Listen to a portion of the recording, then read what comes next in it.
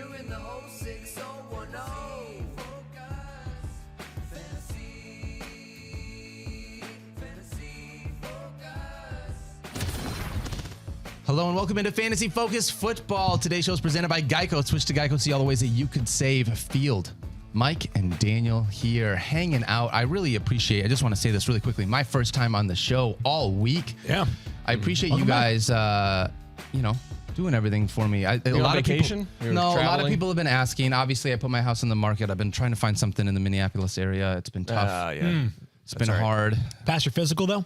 Did pass the physical. Obviously, I am a specimen. Cholesterol level remains in low. Exactly where it's supposed to be? Where it's at, yes. Okay. You're supporting your old teammates today, Jamal. I just wanted to. Miss Jamal? I'm going to miss my dude. That's why I wanted to wear it. But I'm bummed, man. How do you feel? You're bummed? Yeah. Like so the fan side of you, I'm sure, like anytime you trade away a good player, you're probably disappointed. Of course, we're all referencing the Lions trading away TJ Hawkinson.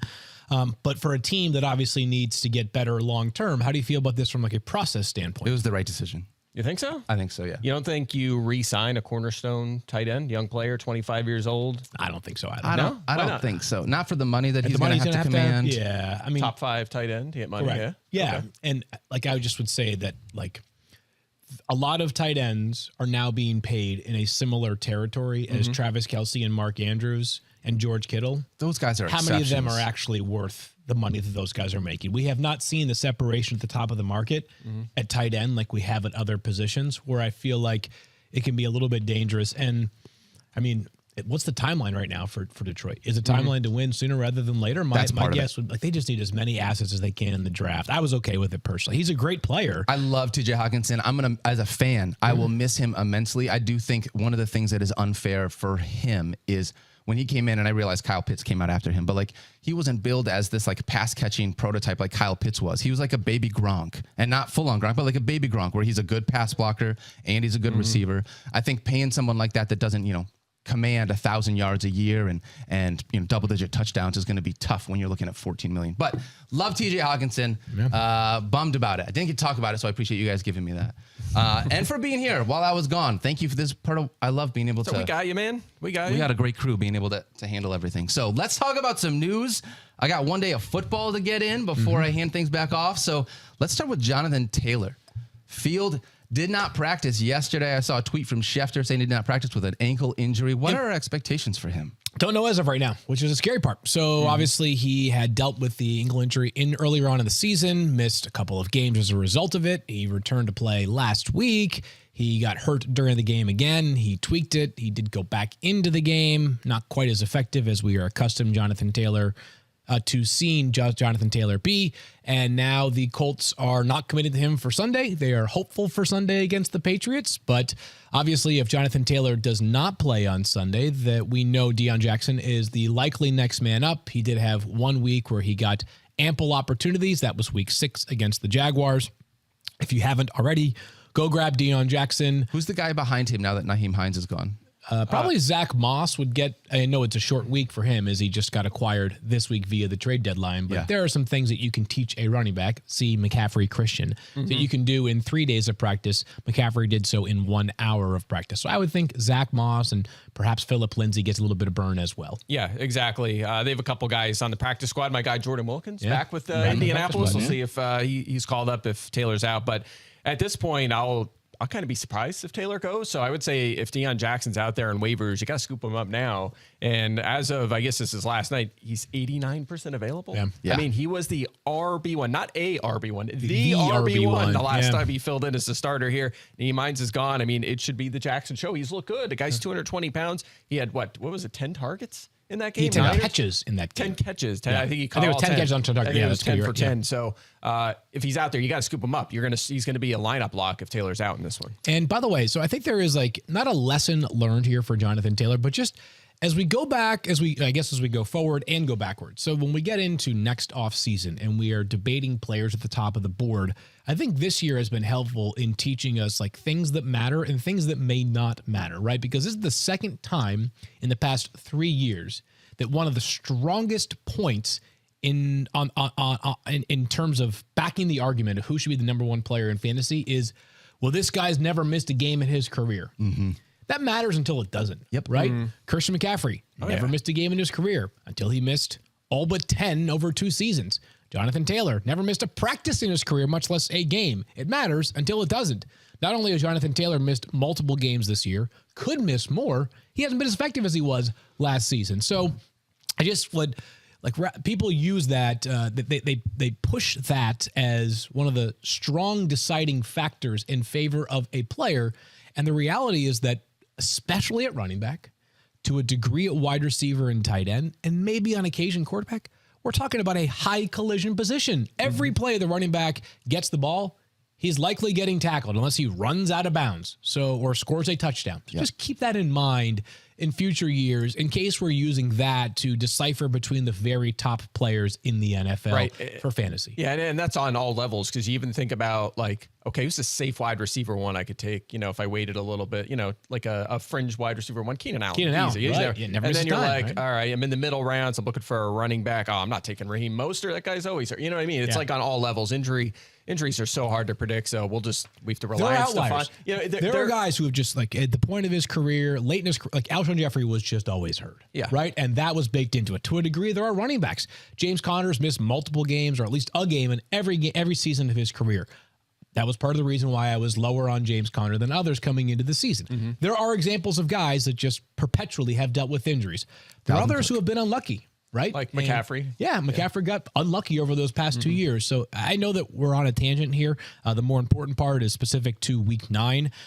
But just keep that in mind as we think ahead to this offseason and the debates that often invoke the heat of 1,000 suns between two people who are trying to decide between two extremely talented players, when the reality is that you can probably flip a coin and get a better result than debating back and forth. Yeah, I think my favorite one is Matthew Stafford. Remember, he was injury plagued early in his career. You just couldn't touch him, and then he went 10 straight seasons, 12 straight seasons without missing a game. Dude was an Iron Man.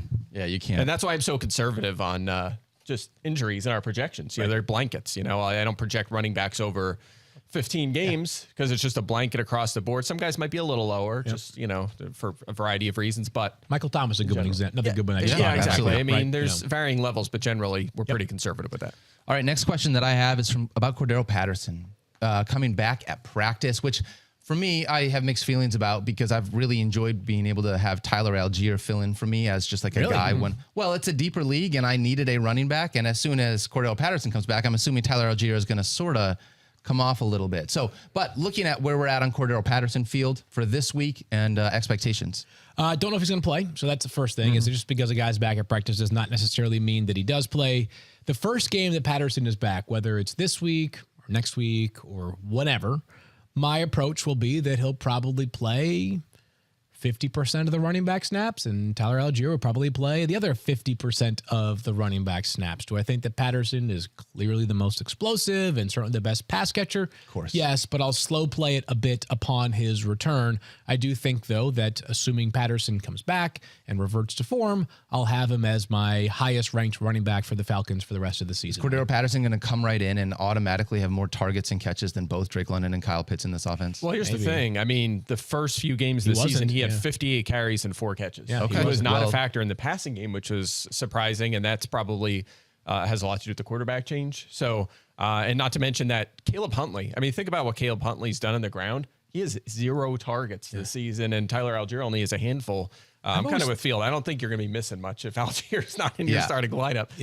But I do think they'll probably utilize a few backs. I do believe that a big part of why the screen game is just not nearly as much of an element for a lot of teams that have excellent running quarterbacks. Think about the Ravens. Like, how much do their running backs get involved in the passing game? Eagles? Rarely. Eagles as well. Yep. And Lamar Jackson's the greatest or will be the greatest running quarterback ever. Obviously right now, Jalen Hurts is right there in the conversation for the next best. Bears kind of comparable right now, right? Khalil Herbert has 7 targets all season. Yeah, Montgomery is a decent number, amount, but still, it's not they don't have overwhelming, receivers, right? though. I mean, they have Mooney. Maybe now that changes a little bit with Claypool there. Sure. But, yeah. So I'm just pointing that out that Patterson, the pass catching skill set has been offset a little bit. I do think though that once he's back and in his usual groove, I expect him to be the highest ranked Falcon, and I suspect that Algier would be only a super deep league flex for me, and Huntley, I think, probably has limited to no role in that offense. Yeah, we're gonna have to see how the carries are distributed. But I'm with you. I think Patterson will be a flex. The other guys will be worked in a little bit. I mean, Patterson is still 32 years old. I don't think he's gonna be a feature back. But he had 3 touchdowns? He did. First couple games too. Good. So he was Yeah. finding Really the end good. zone. And by the way, it's good that they're a good team. Yeah. Because they're not going to be incentivized to just play the kids, so to speak, which I know that the Jonathan Taylor conversation could become more interesting in future weeks.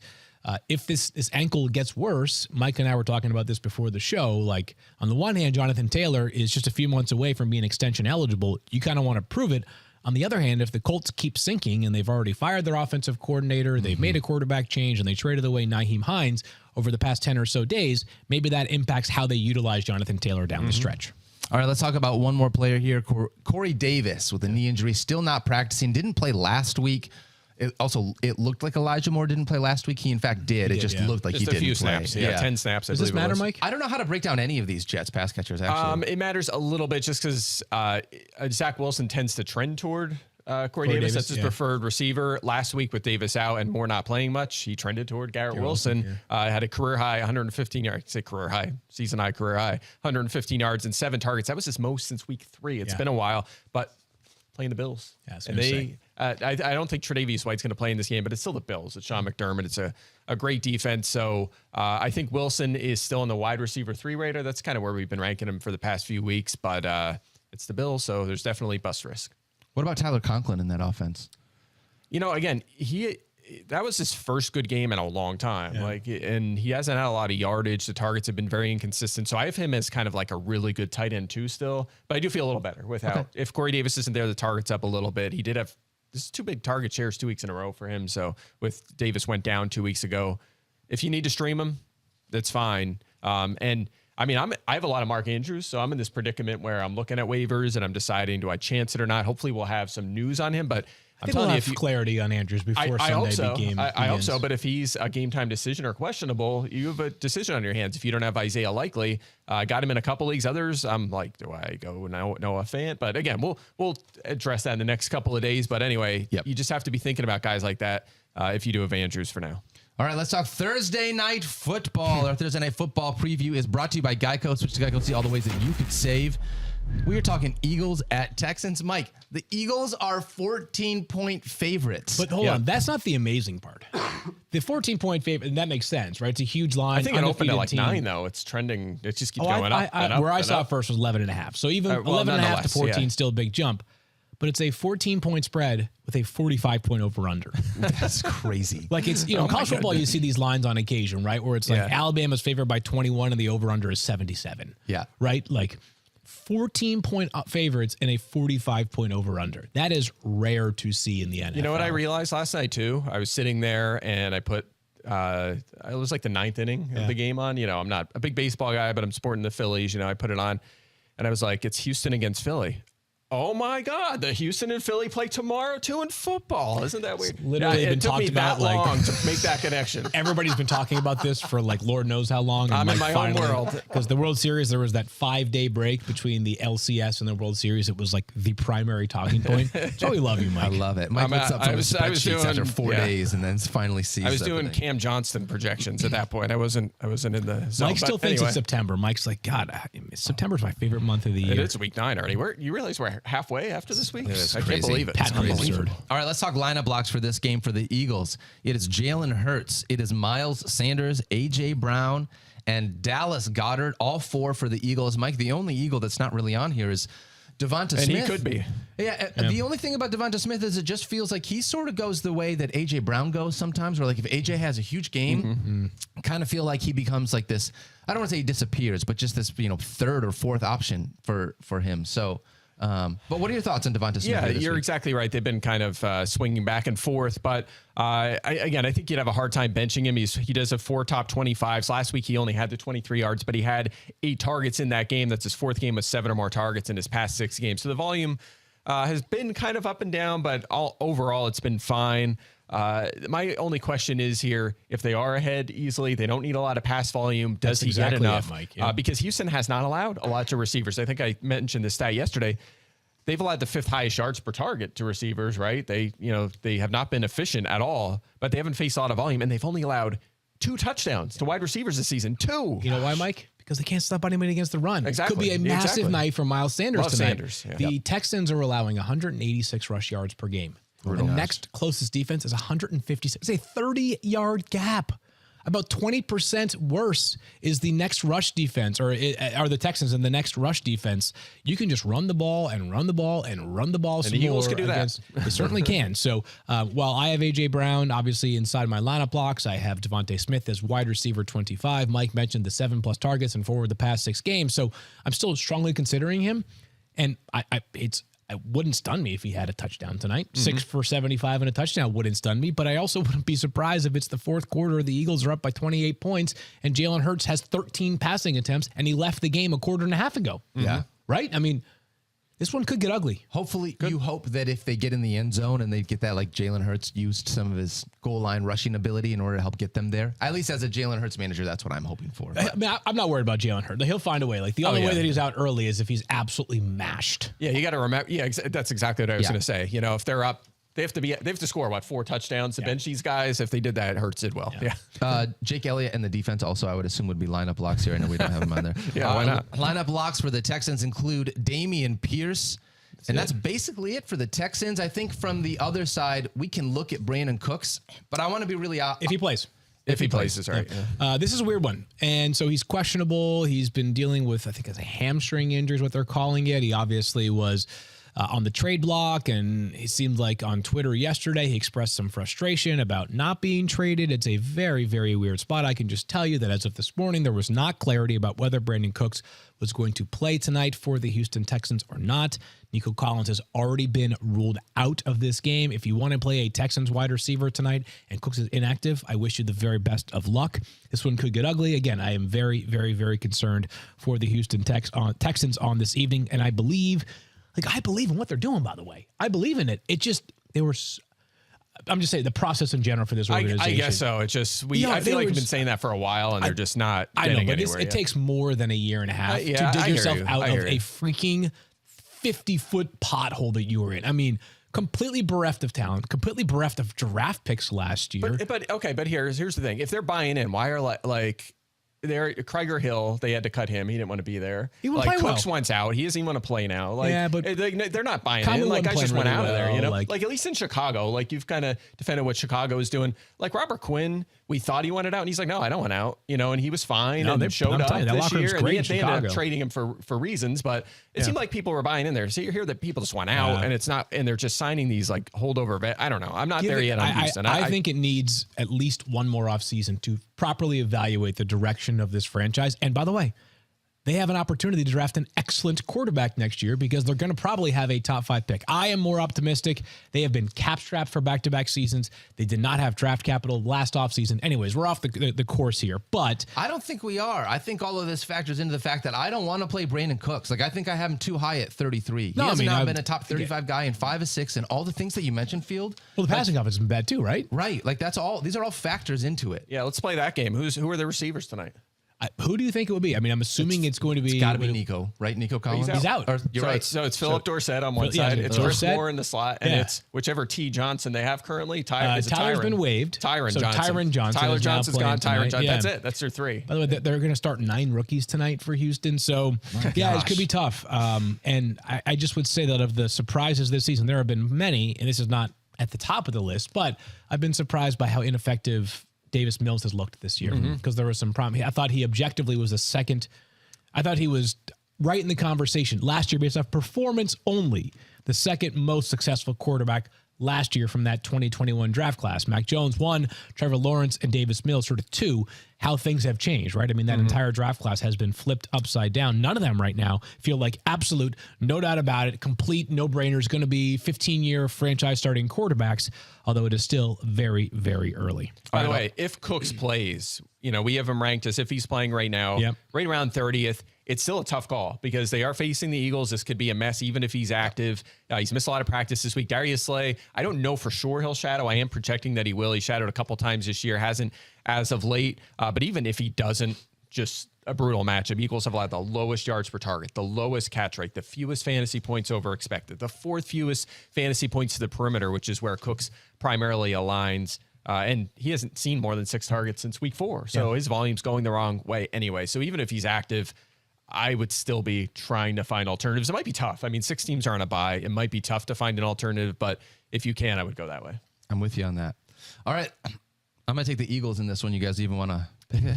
Score guess? What's your score? You know guess? what? I have it 25-16. That's how I have it projected. What? Really? Yeah. So I do have them covering. Is that That's Thursday closer, night football that's- weirdness or what? I mean, it's just, again, teams say it's not like Houston's allowing 1 million points every week, right? Touchdown wise. I have them kind of hanging in there. But that's that's closer to the opening line. It's kind of widened. I might have to knock their points down a little bit if Cooks is out, but I have them covering this line, which is getting wider and wider. I got 27-10. 27-10. So I'm going to take 27-14. Okay. But 13, here's the so thing. covering. Okay. I don't think they're going to do. What do you have? -9 for you? I have it about 9. The line's 14.5. It's funny though. You're the one they're buying in, and you're not. You don't have to. You have them getting blown out. Well, anyway. I mean, the Eagles are 7-0, right? I mean, they're like, pretty good, Mike. I know, but this season, I mean, I don't know if you've watched look them at very last much. week. Who would have? That was one of the most. What was it? Thursday night, right? Monday night. Cleveland and Cincinnati. Yeah. And one of the there was a lot of shockers this year. There's been a lot of shocking things, like watching the Browns just crush the Bengals like that. yeah, but they kind of I was have like, they kind of have their number. And let's be honest, Cleveland's talent is legit. They have some legitimate pieces, and their best player happens to be the Achilles heel for the Bengals, right? Because the Bengals can't pass protect, and Myles Garrett can't be blocked, right? And he just gave them fits all night. He certainly by himself, but the entire pass rush seemed to get after it on Monday night for the Cleveland Browns. And Nick Chubb also exceptional, especially with no DJ Reader. So if that could happen, I think Houston maybe could.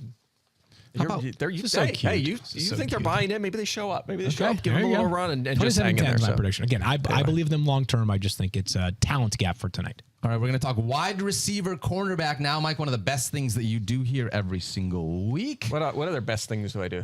You do the playbook. Don't you have a NASCAR file during the offseason or something? Yeah, once in a while. I do Every once in a big while. races. One of the other things that I really like is your DFS, the way that you do all the matchups, whether they're good values keep or going, bad keep going. values. We have 40 minutes. Keep 30, going, 40 man. minutes. I also like your rankings. You can find on ESPN. You invited me to your pool once. Actually, no, you didn't. Never mind. No, I didn't do that. No, that's Daniel never- was there. I have Daniel been- was there. I was invited to the pool, but not in the pool. I got to be stand outside. You while got to we all watch me in the filmed pool. Mike in the pool. That's actually That's what how I happened. like it. That's how I like it. You just watch me swim. All right, let's talk wide receiver cornerback this week. And we got the Kansas City Chiefs. As if they need any more help here, Mike, they get the Tennessee Titans. Is that a plus matchup or a down? Or a negative matchup? Oh, it's of course a plus matchup. We Okay, pick on the seems Titans like it. often. 6th most fantasy points allowed to receivers, 8th most to perimeter receivers. If you look at the last 4 weeks, they've also struggled against the slot. The only thing I can't do here, a lot of times I'll say who's going to see who. You can't really do that because the Chiefs, even back to when Tyreek Hill was there, Andy Reid just moves them all over the place, right? Yeah. So we don't know the one-on-ones, but it's Christian Fulton, Roger McCreary, Terrence Mitchell on the other side for Tennessee. It's been a problem spot, especially the Mitchell spot where they signed him off the practice squad for New England and kind of filed him right over Caleb Farley, who hasn't worked out in the starting lineup there. So it's been a struggle for them. Maybe some slight progress lately. McCurry looks okay, but it's still a great matchup. I would say this, like Smith-Schuster, lineup lock. We're starting him. Behind him, it's, you've been able to think about Valdez-Scantling and Hardman as flex options. A little less appealing now because they're going to find ways to get Tony in there. Mm-hmm. They're going to rotate him in. He might not play a lot, but they're going to work him in, and that's going to take targets away and maybe carries away from Hardman, which is a little problematic. So I don't love that, but I do like the matchup here with these guys. The Chiefs have insinuated that Tony could play as soon as this Sunday night. Wouldn't expect a huge role for Kadarius Toney, but to Mike's point, the beauty of Mecole Hardman a couple of weeks ago when he had those 3 touchdowns was those designed runs. Exactly. Well, I would argue that Toney is right there in the same breath athletically as Mecole Hardman is, and Valdez-Scantling hasn't scored a touchdown this year, and his volume hasn't been ideal either. He had 4 targets this last time we saw the Chiefs against the San Francisco 49ers. He happened to catch 3 of them for 111 yards. That was very vintage Green Bay style Marquez Valdez-Scantling, though, averaging 30-plus yards per catch, which is not what you can count on consistently in fantasy. By the way, Tony, we talked about this last week, but our expectation is probably this year, his ceiling is higher than anyone they have at wide receiver for that team. But they're probably just going to work him in and rotate him in. This is going to be just like we've seen all season. These guys, kind of what Mahomes teased in the offseason using all these guys. All right, let's talk the next one. IBM Insight of the Week is informed by IBM, and this week's risky business player is Alan Lazard. And Mike, I feel like Alan Lazard, like this has been a situation where it's been tough. We've expected him to be the guy, and every once in a while he has been, but it's still not to the like higher end echelon. I feel like that maybe you would have expected from an Aaron Rodgers wide receiver one in the past. However, this week, good matchup or bad matchup? Yeah, I think he has lived up to what we kind of hoped to get out of him. Like if you were saying, I'm going to draft Lazard in the middle rounds this year, you're didn't thinking hope high enough. He's just going to keep. That's the problem. I hoped higher than you did. You did? Yeah. Well, but I mean, he scores like every other game on average, probably more than that. He's seeing 7+ targets a game. Like when he's been healthy, he's been pretty good. I mean, he's starting to feel good. Actually, I have him ranked 18th this week. So I feel pretty good about him. I've had optimism there. But you're back just in time for the matchup against the Lions. We're going to talk about that today. We saved that for today for you. But that's really the key here. We're going to upgrade this passing game against Detroit. They have struggled badly. 5th most fantasy points to receivers if we adjust for volume. The most over expected this season to that position. The highest yards per catch. The highest catch rate. They just fired their DB coach, Aubrey Pleasant. Like, it's just not going well. Maybe that'll fix some things. I have a hard time believing that'll happen in the short term. And what did we see last week? Tyreek Hill, Jalen Waddle, both had 30+ fantasy points against this defense. 17 plus fantasy points they've allowed to 9 different receivers already this season. It's a good spot for Green Bay. If Lazard is healthy and active, I'd argue he's a lineup block. Like if I have him on a couple teams, he will be in my lineup if he's a go in this game. It's just a really good matchup. Yeah, I've got a wide receiver 17. Huge spot for him and a huge spot for Aaron Rodgers. I don't know who is still clinging on to life with Aaron Rodgers as their starter, but if he can't get it done against Detroit, I'm going to check the start percentage for Aaron Rodgers in week 9. And if he does not get you 20 or so fantasy points, then all those people that started Aaron Rodgers will absolutely have a new quarterback for the following week in week 10. Yeah. We're going to talk about him in a little bit, so I'll save it. But yeah, he's an interesting one. If Alan Lazard is, well, I guess we'll save it. Let's save it. Okay. Let's save it. All right. We're going to throw and do some squirrel stock next, I think. Okay, right. That sounds good to Feeling me. good? You up to it? I'm feeling good. I'm up to it. I'm ready for this. All right, let's do it. All right, squirrel stock this week. I got 3 positive things. I've been gone all week. I don't want to talk negatively, right? Like I've already been sick. I'm not trying to do that. I just want to be positive. I'm going to talk 3 squirrel stock ups, guys, that I'm excited about. We're going to start with Justin Fields, who is my quarterback 11 here this week, guys. And it's about his rushing ability and the addition of Chase Claypool. As you guys know, he's averaged over 22.6 fantasy points per game over the last 3 games, and that is largely led because of his rushing, right? So week 6, 12 rushing yards, or 12 rush attempts, 87 yards. Week 7, 14 rush attempts, 82 yards and a touchdown. Week 8, 8 rush attempts, 60 yards and a touchdown. That's 9th in the NFL in rushing over that span. He has more rushing yards than CMC, than Kamara, than Dalvin Cook over the last 2 games. So the idea that Justin Fields, utilizing his legs more, now gets a big-bodied guy in Chase Claypool to be able to help whatever it is that his passing game is. It's only going to go up from there. He went from being someone that was no longer usable, I feel like, in fantasy, to now when he's got the right advantageous matchup, he is a viable streamer here in the second half of the season. Thoughts? I mean, it's hard to argue with you. He's been red hot, right? 4 straight top 12s. He's been awesome. Yeah. So I agree. I want to see more passing volume, and hopefully we'll get that with Chase Claypool there now. He's been very reliant on his legs, and 150 passing yards a game and 1 passing touchdown a game on average. Not quite enough to be like kind of mid-range QB1, but he is certainly trending up. Up to 182 passing yards over the past 4 games. I drew the comparison between he and last season Jalen Hurts in today's Field Pass. Now, the big difference is that Jalen Hurts, of course, did it for the full season. Justin Fields now has the challenge of doing that, but we see him trending up. I think there's a chance he could settle in around 200 passing yards a game, 50 rushing yards per game. You account for a touchdown or a touchdown and a half per game, and all of a sudden you've got yourself a starting quarterback in fantasy football. That's QB1. He has 6 straight weeks of 47 or more rushing yards. That's a touchdown with his legs every single game from that standpoint. All right, let's talk about Josh Palmer, another guy that I like this week, and not just this week, but for a couple of weeks in part because Mike Williams looks like he's going to miss a handful of weeks, so we're going to see that, right? Keenan Allen coming back from his hamstring injury, maybe. Yeah. I'm not as optimistic about that. Yeah, same here. 13 plus fantasy points in all 3 games with 8 or more targets this year. And Mike, you laid out yesterday how bad this Atlanta Falcons secondary is. They've allowed the most fantasy points to wide receivers. So we've been waiting. And this is one of those like almost like an emotional check for me, right? We've been waiting to see Josh Palmer finally be good when there is opportunities. Here is that opportunity again out of a bye when the offense is slightly more healthy. I like Josh Palmer this week and beyond. He's at least a flex play for me here. Yeah, it's going to be interesting. I mean, he's probably going to be their number one receiver here for a few weeks in what we expected to be one of the higher scoring offenses in the NFL. And maybe it will be that. Obviously, they've underwhelmed a little bit, especially defensively, but he was a day 2 pick last year. This is his opportunity to show he can be a number one, and we're going to find out how he performs when all the defensive attention's on him. Yeah, like 80% of me says yes, 20% of me is holding back only because he's been in good spots so far this season and has not exactly delivered. Remember all the way back to week 2 against Kansas City where he got that number 2 wide receiver role? It was like crickets until late in the game. He scores a touchdown and not quite garbage time, but late in the game it saves you. Hopefully he saves you again in a major way because the Falcons really leave a lot to be desired. All right, and then this last one, I am going to go with George Pickens here. Bam. It says Steelers, but it's George Pickens. And so when we're looking at this, George Pickens, Claypool leaves behind an 18% target share, right? I'm expecting him to get somewhere right now. He's averaging, George Pickens getting about 6.5 targets a game. I'd expect that to be around 8 targets, I think, by the time all is said and done. And you look at the schedule.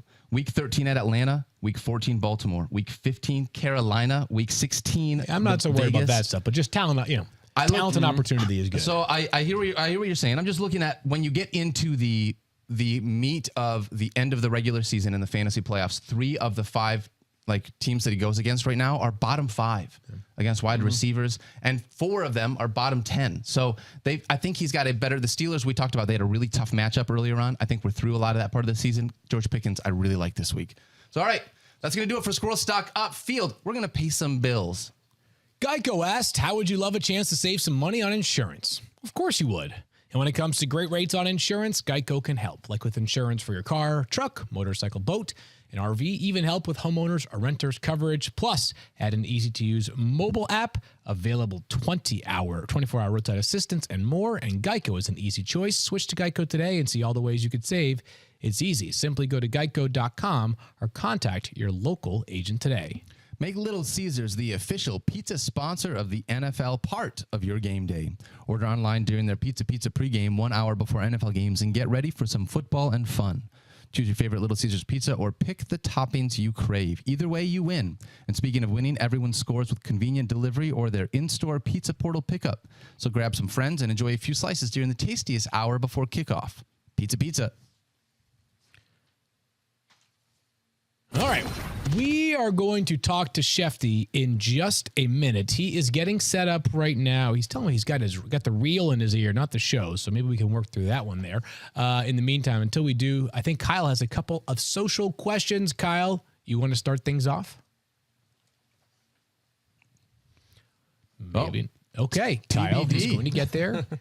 3, 2, 1, and we are told. Here he is, Kyle Soppe. Yeah, we got you. Right? Nailed All it. right. We got some Lion questions with Daniel back on the pod all around great. DeAndre Swift. Oh, boy. Seagoat wants to know if you're flexing Swift or Lockett this week.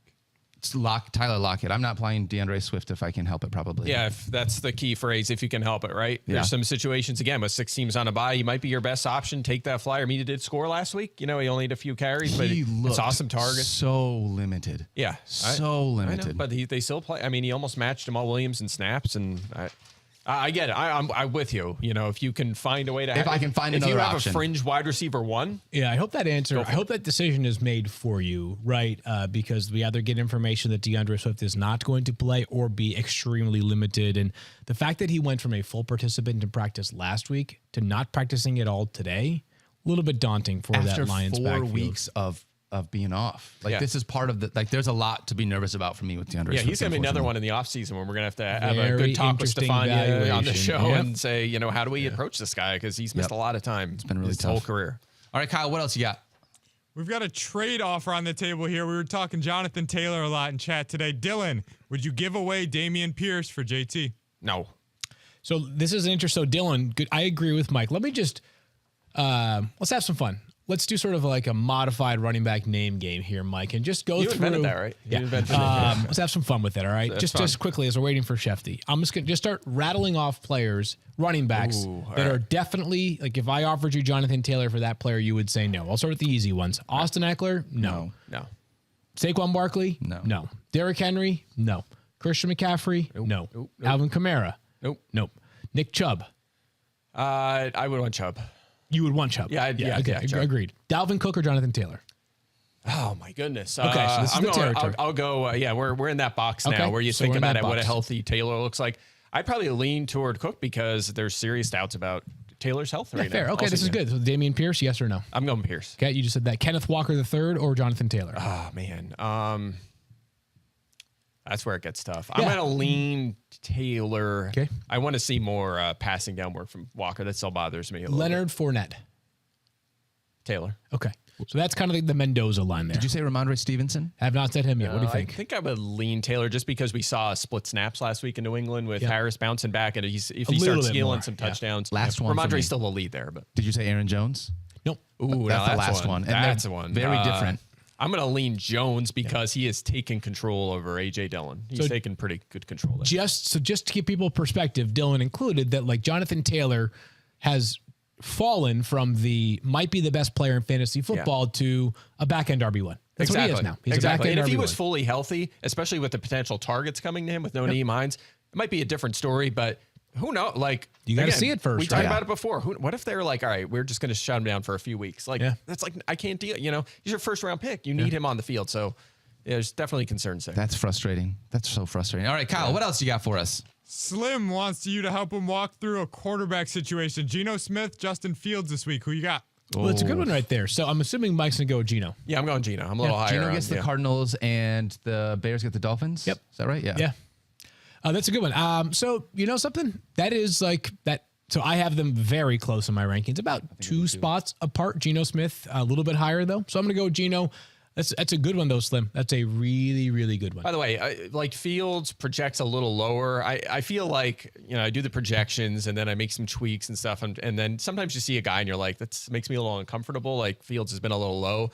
But one of the key reasons for that is his scrambling rate is massive, right? It's like, it's out of the constraints I usually put on scramble rates for players. And Okay. usually those things will start to come down. Like he'll settle in and start throwing more. And that'll take away the rushing opportunity. So We'll see though if he's- with the Miami adding Bradley Chubb, the Bears Yeah. right tackle Larry Borum currently the concussion Gonna have protocol. to run all Might have to day. run a So that's bunch, why yeah. I'm not quite there That's a yet. close one, Can though. you stream him though this week? Of course you Yeah, can. no, that's a good he's- problem for Slim to have. I think I look at Justin Fields as a streamer, but I think Geno Smith for me, based on what he's done so far this year, is more of a lineup lock if I have him on my team. Yeah, but is it 6 of 8 games? He's at least 2 touchdowns. At least 2 touchdowns. He's been Yeah, good. He's no, been but it's- solid. but Adding it's value really with his good. legs. Really good problem. And it seems like Geno's the better bet. I think these guys are similar in terms like Geno has more passing yardage, but it's not like Geno Smith consistently throwing for 250. Right. He's in like 195 to 215 territory. Justin man. Fields is more like 150 to 195 territory, right? Yeah, So the difference is Geno's throwing more touchdown passes. Justin's adding much more value with his legs. Geno's ascension at year 10 of his career is so random and unusual that I still have trust issues there, though. It's still like, man, is he Cordarrelle going to Patterson keep of this up? quarterbacks, right? Kind of, yeah. I mean, it's just, Patterson, I mean, there was, volume playing well, like you were kind of bought into that, but a quarterback, though. Yeah, very, And very to make uncommon. this Cool leap to story. being a top 10 player. Someone asked me, would Geno Smith be the comeback player of the year? And I was like, what's he coming back from? Anonymity? Like, I don't know. Like, I'm okay with it. I mean, breakout player of the year, breakout maybe. player it is. That There might it is. be- yeah, Breakout that would player. be Who is better the one. comeback player? That's a different discussion. Is I that think it's- injury or- I think it's probably Saquon Barkley, just because he was injured for part of last year and obviously was not the same player in terms of effectiveness. We'll see what CMC does the rest of the year, too. he I mean, be he in can make the a run mix at that, as well. too. Yeah, certainly. Yikes. All right, Kyle, do we have anything else from our chat? One last question here. MC Brown wants to know where Deion Jackson would rank if we get news that JT's sitting. Mike said it earlier, but repeat it again. Yeah, lineup block. I would say fringe RB1. Yeah. Yeah. I will say this. The reason why it's not like, easy top 10 play is that if you look at the running back position on the whole, Jonathan Taylor being a very notable exception here, things have gotten way back on track. Remember early in the season where there were concerns about Christian McCaffrey. He's not catching passes. He's just running the ball. And Derrick Henry was held under 100 yards in each of his first 2 games. And Alvin Kamara wasn't catching passes. And Dalvin Cook couldn't find the end zone. And Austin Eckler was being inefficient as a runner and not catching enough passes. All those guys have turned things around. I mean, you've got like 10 options now that you truly implicitly trust. Yeah, not to mention that, Jackson could get 20 touches in this game, but it's now Sam Ehlinger under center. He's probably not going to throw it to him 10 times like he did in the last game.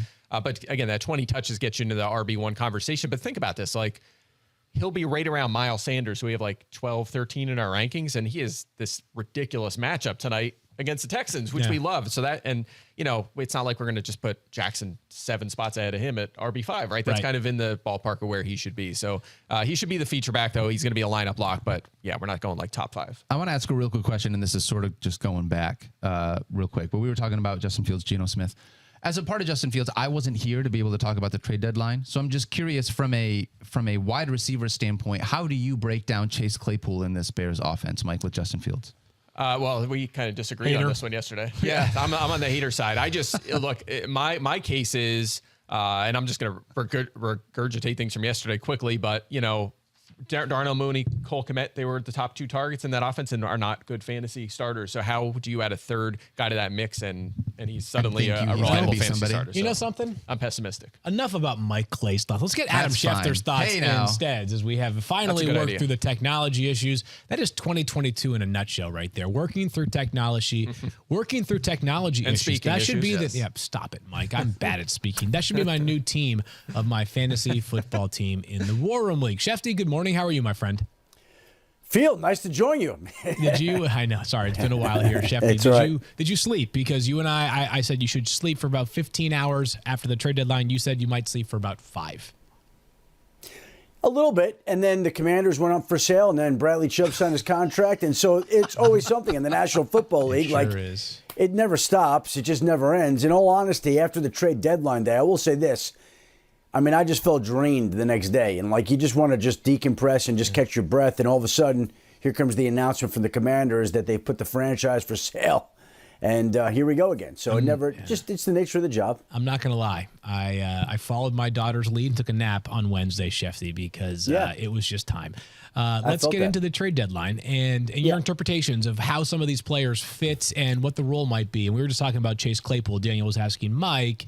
Mike threw a bit of cold water on his value. I'm a bit more optimistic. What do you think the vision is for the Bears in acquiring Chase Claypool? Well, here's the thing. Again, I can't say specifically what it is other than it's a playmaker. And they've been dying to get the guy. They've wanted the guy for a while. They were willing to give up a second-round draft pick to get him. And so when teams look to get a guy, it doesn't always work out the way you'd like. But clearly, they have big plans for Chase Claypool. That's all I can tell you, is that they have big plans for the guy to fit into their offense. Now, how quickly is he going to learn their playbook? How quickly is he going to strike up a chemistry or not with Justin Fields? How quickly can they adapt to him? There are some things that they'll have to work through. Do I think he's going to step in on Sunday and catch 5 passes for 111 yards and 2 touchdowns? No. But again, I think he's going to be actively involved in their offense more and more so over time. And they want him as another weapon. They've been looking for another weapon to surround Justin Fields with more and more firepower since the draft. This has been going on for a long time. And the fact that they were willing to give up a 2 tells you how they feel about the player. So the player is going to have a big role. On the other side of this trade, Shefty, is, of course, George Pickens, who was on your War Room League team. This, to me, was also a signal that the Steelers are comfortable with him taking on a larger role in their offense. You feel the same way? Yeah, I also feel like the Steelers could go use a 4th-round pick on any receiver and turn him into a Pro Bowl candidate. That's true. I think that's part of it, too. And George Pickens has demonstrated the upside and the talent that they rave about. I've heard about George Pickens all summer long, that he is as talented as any wide receiver that they've ever brought in there. Now, you think about all the wide receivers that have come through Pittsburgh and have worn that uniform in recent years. They've had a lot of hits on a lot of wide receiver draft picks in recent years. Yeah. And I think that they have felt more encouraged about George Pickens than any receiver that's come through there. Now, we've seen flashes of Pickens' talent.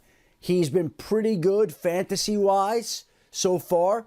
But I would think down the stretch, if he's healthy, if he's on the field, if everything is aligned, he has a chance to be a big-time performer. But I've thought that all along, which is why I drafted him. Yeah, there's a much clearer path now, though, with just 2 sort of those alpha-level wide receivers, Deontay Johnson and George Pickens, with Chase Claypool now in Chicago. The Miami Dolphins stole a lot of headlines on trade deadline day, Shefty, because they acquired Bradley Chubb. But a couple of smaller components of that deal and another deal that I thought were fantasy relevant. Jeff Wilson Jr. goes from San Francisco to Miami. You think the vision for Miami is insurance policy, or can he have a role there in Miami alongside or behind Raheem Mostert? Field, what they did is they transplanted the 49ers 2021 backfield to Miami in 2022. Last year, when the season opened, Raheem Mostert was the one in San Francisco, and I think Jeff Wilson was the two. If not the two, then maybe the three. Now, we've got Raheem Mostert in Miami as the one, Jeff Wilson as the two. Mostert is a guy who, if he stays on the field, is really good, really fast, really effective. He's just had a hard time staying healthy. And so I think Wilson complements him, provides insurance. Jeff Wilson is a guy that the organization felt very strongly about in San Francisco. Mike McDaniel, the Dolphins coach, knows exactly what he's getting. Raheem Mostert knows exactly what he's getting as a running back teammate. And he knows the offense. Yeah. So he can step in on Sunday, and it could be rather seamless for Jeff Wilson to do exactly what he's been doing in San Francisco. And so I think it's a case where Mostert still is the lead guy, but believe me, they got a lot of confidence in Jeff Wilson, evidenced by the fact that they gave up a 5th-round pick to go get him. So, Schefter, also in that aforementioned major Miami deal that you reported about Bradley Chubb, who you also reported got a huge extension, 5 years this morning, worth 9 figures. It's good to be able to count 110 or so million bucks for Bradley Chubb. But in that deal, they sent Chase Edmonds to the Denver Broncos. Now, part of me wonders, and I hate to minimize a player to this degree, that you have to make the salaries work a little bit. There is a salary cap here, so perhaps that was the motivation. But also, it's not like Denver's gotten the production they would want out of their backfield. Do you think Denver was motivated to add Chase Edmonds to balance the money, or because they need him in their backfield now? Maybe a little bit of both. And again, last week when we had been hearing about a Bradley Chubb deal, I knew Miami was on the table with an offer. I knew that it included a player. Nobody wanted to say the player, but I presumed it was definitely one of the Dolphins running backs. I actually thought it would have been Myles Gaskin, but it turned out to be Chase Edmonds in return. Now, I don't know whether they switched it up at any one point or what happened there, but clearly Chase Edmonds is a guy who was very effective in Arizona, who Miami saw fit to go pay in free agency, and he just hasn't produced the way that they hoped. Now, Chase Edmonds, I think they were relying on him in a more substantive way in Miami. Like, he, as a third down back, as a red zone guy, has been very effective in his career, and my guess is that maybe Denver will get back to doing what has made Chase Edmonds a very effective player that Miami wanted to pay in the offseason, where Melvin Gordon can take some of the sturdy carries. Latavius Murray can do the same. And Chase Edmonds can be sprinkled in on third down, pass catching, red zone type situations that make him the value that the Dolphins thought they were getting when they signed him in the offseason. Well, for at least one game, Schefter, the Broncos will have Melvin Gordon and Latavius Murray and Marlon Mack and Chase Edmonds available. They have 4 backs that at various points of their career have been effective runners. So it'll be interesting to see how they divide up the carries, who's active, who's not. Well, you know, you're listing all those running backs, Field, and it just makes me think of what a dramatic effect Javonte Williams' knee injury had on that team. Like, just think, they went out and they signed Latavius Murray. They went out and they signed Marlon Mack. They had Chase Edmonds included in this trade for Bradley Chubb, one of their most respected and talented players. And so one injury had all sorts of ripple effects that are still impacting the team, and they haven't been as good at the running back position without Javonte Williams, and won't be, because Javonte Williams is that good. My thought is that I wonder how long all 4 of them last in Denver, and whether at some point 4 goes to 3. Now that the trade deadline is behind us, every player that is waived is subject to waivers. Prior, it was just players who had 4 or fewer years of experience. Schefter, great stuff. As always, I wish you absolutely no luck this week in fantasy football, because we are playing against each other in the War Room League. Look, you know what, and Field? We all my Chargers both are on bye. stink. We both stink right now. Well, Shefty, But I'm happy. My I'm team happy to stinks, talk and all my basketball teams are on fantasy, bye. Yeah, literally yeah, my I got you in a 5 of good my week. 7 best players are on a bye. It's remarkable. I don't know what to do. Like, do I drop my best players just to try to win a week? I wouldn't drop Jimmy Garoppolo if I were you. Field. Wow. Okay, listen, Daniel, my team's not that bad. Okay, Right? Jimmy okay. G has been pretty good of late. Shefty, we so appreciate you. Great job all week carrying the company as you often do. We'll talk to you again on Sunday during Fantasy Football Now. Thank you, guys. Enjoy the games this weekend. Appreciate having me. Thank you. Go DeAndre Carter for like 30 fantasy points. That's right. And mine, I mean, he's going to be their number 2, right? In the slot, maybe he gets maybe 11 number 1. targets. Yeah, I he don't could know. get 11 targets in this I game. had like a He definitely premonition could. this. Yeah, I mean, my team is one of those where it's like, this is how I feel about my War Room League team. We're going to very quickly for this week because of all the players in the bye. Is there's that video that goes viral every once in a while. It's like I'm sure our producer Dave Presley would know this. It's like a British darts player who just throws 9 straight bullseyes and just goes like gets crazier by the throw, and it's an electric moment. I absolutely love it. Like I get fired up with the adrenaline. Yeah. Great moment. Dave's confirming this, right? Yeah. And that's what I need on Sunday. Just back to back to back to bullseyes. back to back bullseye. Just absolutely nailing it. Like I'm gonna have freaking Marquez Callaway carrying my Let's team go. on Monday night. Hey, Callaway 7 catches, 95 yards, and a touchdown. The perils of a 16-team league. Let's do some game previews, Daniel. What do you say about that? Yeah, you mentioned you had a couple of guys on bye. A lot of teams on bye this week, Field. 6 of them on a bye. There are 2 weeks during the year in which there are 6 teams on a bye.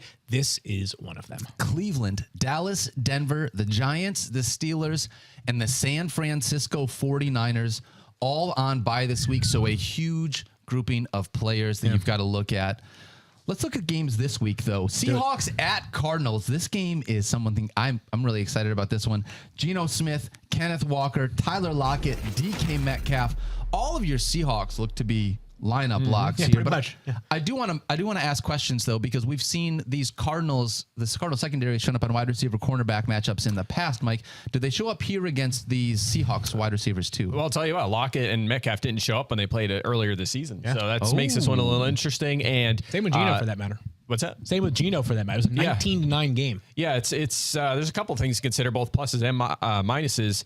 You look at Metcalf, and I think there's a chance Byron Murphy shadows him in this game. He did not in the first meeting, but he has shadowed Devontae Adams, Cooper Kupp, and Justin Jefferson on their outside routes, and they were effective against all 3 guys. Adams had 2 catches for 12 yards and a touchdown. Cooper Kupp, I mean, this is not just against Murphy. This is for the game. Think about this. Cooper Kupp had 4 for 44 and no touchdowns. I mean, that's unheard of for Cooper Kupp ridiculous. in the last year and a half. And then Justin Jefferson had a decent game, 6 for 98. But when they've chosen, this is their one, we're going to put Murphy on this guy. They've done a pretty good job this season. UW? And Metcalf, what's that? UW, University of Washington. Yeah, They right. have There you go. Great So defensive backs. week 6, Metcalf, I mentioned this, 2 catches, 34 yards and 7 targets. And Murphy wasn't on him that much, and they still kind of held him in check. So a little worried about him. I still, line a block, maybe avoiding DFS. And then as for Lockett, same thing, 2 catches for 17 yards in the first game. Yeah. He's an easier matchup against Marco Wilson on the other side if we do have Metcalf shadowed by Murphy. But this is where it really gets interesting for me, right? I'm saying all this stuff about how Arizona's doing a good job. They've allowed the 6th most fantasy points to outside receivers overall this season. So it's just occasionally they've identified these guys, done a good job against them, but overall it's just been a struggle. So Well, they also keep falling behind, right? Like a lot of it's early. They have trailed. Mike, I actually laughed about this yesterday, but I'm sorry, I shouldn't laugh about this. But Cliff Kingsbury noted yesterday that they had they have been trailing on all but 8% of their offensive snaps this year. Oh my gosh. it's And better he was than like, which earlier is this year. Second worst in the NFL. And he was like, yeah, the analytics department tells me that's about like 6 minutes of gameplay per game. I'm like, I think there are probably different ways you can utilize your analytics department. Yes. A calculator would have also sufficed, yes. right? But I digress. That's not really helpful. It's just like, you stink. You're like, not good. Sir, Yes. you stink. The idea of analytics, I think, like is not the generally point, to yeah. help inform decision making. It's Exactly. not to That's do not helpful. division, right? That's Right. that's just called make them math, feel right? bad, yeah. That's a TI-83 right there. Yeah. Yikes. Can I ask a question about this game? Because all these players, Mike, right inside as always. I think the most interesting player in this game, though, is James Conner because we Yeah, don't it's know the if he's going other to side, play. yep. He's injured. He did practice on a limited basis yesterday. It was a walkthrough, though. I think we're getting to the point of the season where we're going to see a lot of veteran rest days and a lot of teams just sort of scale things back in terms of full contact practices, padded practices, or even practices at all. And if he plays on Sunday, how confident are we that A, he's going to be effective? Maybe, actually, no, not maybe more importantly, A, he's going to be the guy by himself, and B, he'll be effective because I'm starting to wonder, and I talked about this going into the season. James Conner played a ton last year by necessity, not by design. Benjamin's been good for Arizona, been effective. Are they really going to take James Conner, plug him back in and say, you know what, back to the bench? My instinct is no. Maybe not, but I will say this. We sometimes try to manifest stuff like that, like with Khalil Herbert, and it doesn't happen. It's just all right, Herbert's back, or Pollard, or Zeke's out. Zeke's going to be the lead back again once he comes back. I mean, Pollard plays a lot, but how many times have we thought, all right, Herbert, he earned more now? And he has a little bit, but it's still the Montgomery show. Yeah. Same thing in Philly with like Miles Sanders. You can go on and on. This just stuff kind of keeps happening. So I think Conner probably gets the edge, but it could be 60-40. Maybe it's scaled back a little bit from earlier this year.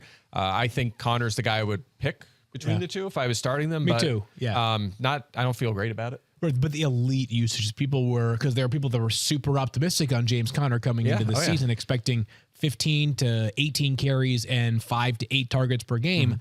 I suspect that might not be the case coming out of the gates at the very least, and maybe not at all for the rest of the season. I don't have him as a lineup lock for me this week if he plays. No, I agree. Yeah. From that standpoint, I think the only Cardinals that I do have as a lineup lock would be Kyler, probably Zach Ertz and DeAndre Hopkins. Yeah, that's it. Right. Yeah. I'm not even on the other side of that. Like he's not a lock for me. He's probably a flex play. I think if James Conner sat, I'd probably feel pretty good about If James Conner sits, yes. Yeah. If James Conner plays and they split time, or like first game back, I just don't have a lot of confidence in starting James Conner right here. I feel the same way. Yeah. So. To be clear, if Conner's active, I am not starting unless I'm in a really desperate spot. No. Yeah.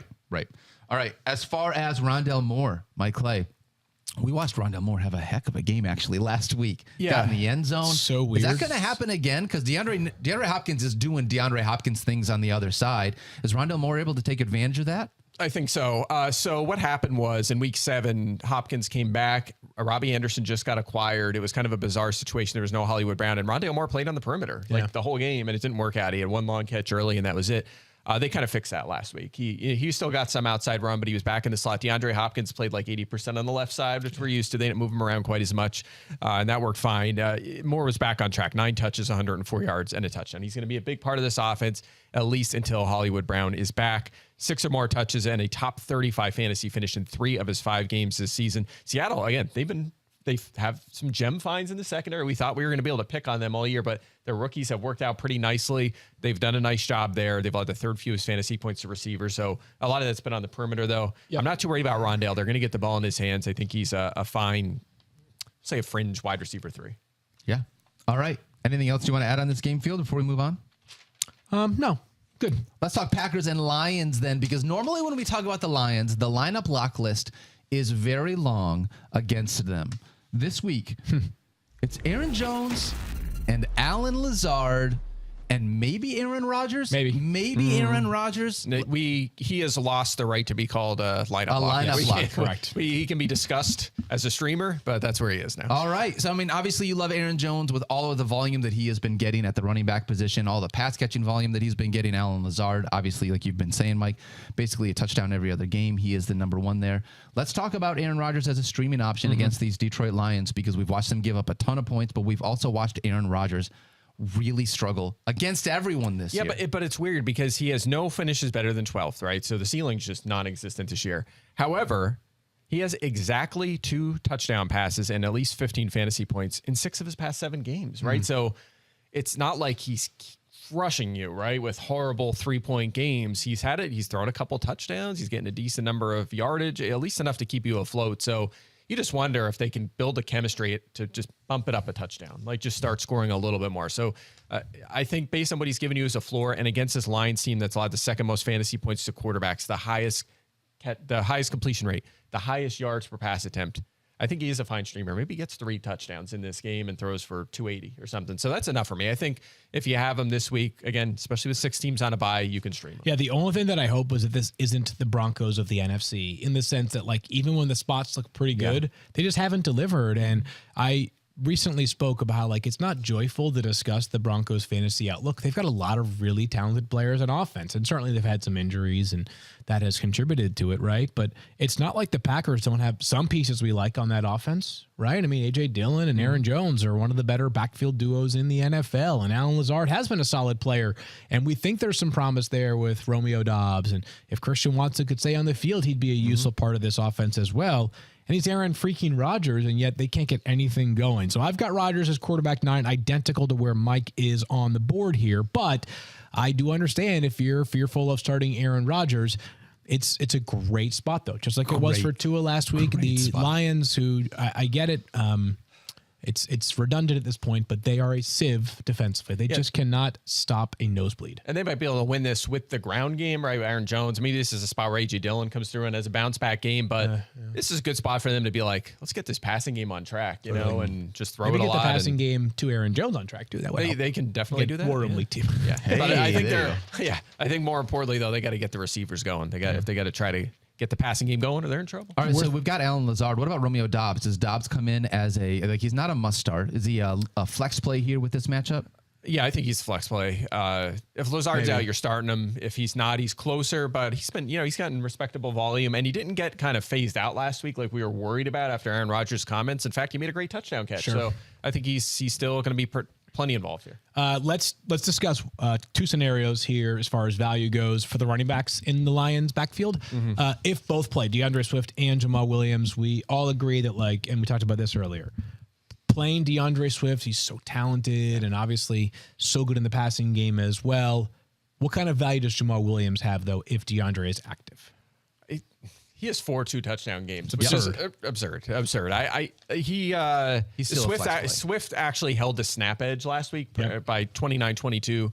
Held an edge. He was still lead back even though he was limited. That's going to bother me just as a guy that chases volume. Sure. It's going to bother me, but I mean, Williams is the guy at the goal line and they score enough that he can get in the end zone. So for me, it's a fringe running back too. Again, with 6 teams on a bye for Williams, Swift to be a stronger play. I listed him as a lineup lock. I know it's tough right now. I have a hard time benching Swift if he's active. And if Swift is active, how far up your rankings does Jamal Williams If he's inactive, climb? If Swift is inactive, out, yes. Williams on the RB1 discussion. Yeah, he didn't quite deliver when he was the RB1 earlier because they got more guys involved, which was like a little bit annoying for fantasy purposes. But I just think the opportunity is too ripe, and there are enough running backs on bye that he'd be a top 15 to 20 play for me. And he had like 3 targets, which was an uptick for him the last time we saw him, and in that role. And obviously gets a goal line work, and he's been delivering in that department. So. Most importantly, Daniel, what are you and Kyle betting on this game? That's a great question. Honestly, as a Lions fan, I've decided to stop betting. It's just I'm just not. Packers aren't much better though. They're going to start winning now. Like how old are you? That's 40 years you've been betting on the Lions. How do you have any money at all? I don't. From that standpoint, here's a real quick question because you guys were talking about. Nope, it just left my head. You know how sometimes you have a question and then it just like disappears? Yeah. Sorry, you're in a haze still. We'll give you a pass on this one. This has been fun. Welcome back. Yeah. You're back. No one else on the Lions, right? You're not starting TJ. Awkward. That one hurts. We'll keep an eye on Poly positive on the way out, right? James Mitchell, stash in deep dynasty leagues. He's Someone's a got to 6th-round catch pick. passes, I mean, right? I don't know. That's right. Hey, Daniel, you guys have a DFS podcast at any point this week? We do have a DFS podcast. It's going to be following this show right here. Mike is going to make people some money. Mike's been on a tear last couple of seriously, he's been fantastic. Check out DFS. That's in the West. Mike makes money. That's Things right. you can count on in life. I didn't need to see that. What was that? I That's don't my know. money dance. Your money. Well, on behalf of whatever that was. I need that GIF right now. Just want to let you guys know we love you guys so much. Thank you so much for listening to us, for hanging out with us every single day. Please love each other. Be kind to yourself. And come back tomorrow. We love you guys. We'll see you on Friday. Talk to you then. You do the money dance too? No, I don't Get do in that on money it? dance. No, I You think do I'm the going to money pass, dance? Mike. You know something? I like my dignity. I'll do a money Didn't dance. you do the waddle like on Fantasy Football Now last year? Did Yes. you? Oh, yeah, I did. The Yeah. waddles. That was a gift. That actually was a gift.